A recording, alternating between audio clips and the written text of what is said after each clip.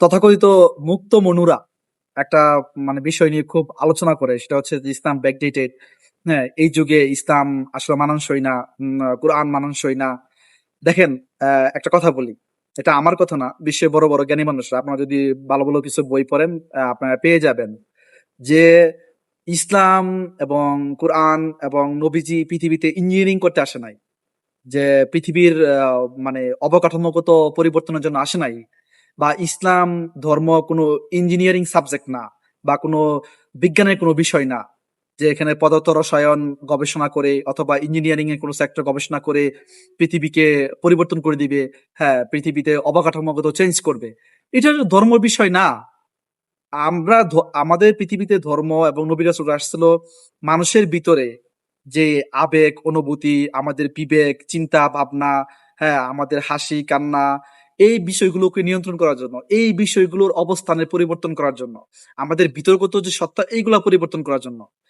এইটা আজ থেকে 5,000 বছর আগেও পৃথিবীতে যেরকম ছিল এখনো সেরকম আছে, পৃথিবী ধ্বংস আগ পর্যন্ত সেরকমই থাকবে। দেখেন, আমরা 5,000 বছর আগে বা 2,000 বছর আগেও কোনো দুঃখ পেলে কান্না করতাম, বা কোনো খুশির সংবাদ শুনলে বা খুশি হইলে আমরা হাসতাম। হ্যাঁ, আমরা উচ্ছ্বাসিত হইতাম। হ্যাঁ, এখনো ঠিক তাই, আমরা এখনো দুঃখ পাইলে কাঁদি। আমরা খুশিতে বা সুখেই মানুষ কিন্তু আমরা হাসি, তাই না? এটা কি চেঞ্জ হয়েছে?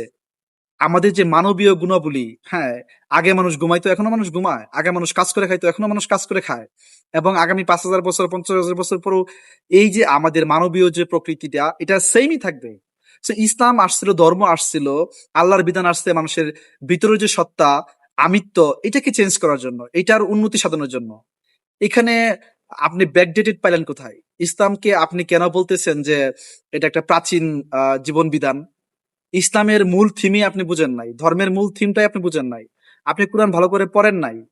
কোরআন ভালো করে পড়ে দেখেন, আল্লাহ সুবহানাহু ওয়া তাআলা এখানে দুনিয়ার ইঞ্জিনিয়ারিং নিয়ে কিছু বলে নাই, দালান কোঠা বা দুনিয়ার কোনো প্রযুক্তি নিয়ে কথা বলে নাই এখানে, বা এটার কোনো বিষয়বস্তু না। প্রযুক্তি নিয়ে কথা চিন্তা ভাবনা করার জন্য আল্লাহ দুনিয়াতে এই সিস্টেম দিয়েই দিছে, মানুষের মধ্যে ওই জ্ঞান দিয়ে দিছে, এটা চলতে থাকবে। দুনিয়া যত অগ্রসর হবে, দিন যত যাবে, তত বেশি এই জ্ঞানগুলা প্রকাশিত হবে।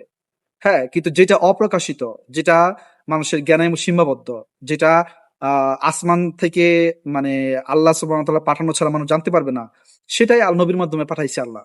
এখন সেটা সেটা দিয়ে মানুষের রূপান্তরিত করা, হ্যাঁ, মানুষের ভিতরের সত্তাকে একদম চেঞ্জ করা, জান্নাতের উপযোগী করাই কিন্তু মূল লক্ষ্য।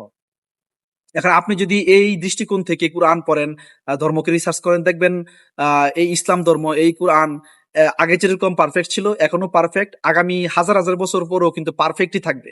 কারণ কোরআনের মূল লক্ষ্যবস্তু হচ্ছে মানুষের মনুষ্যত্বকে চেঞ্জ করা, মানুষের মনুষ্যত্ব বোধকে সুন্দর করা।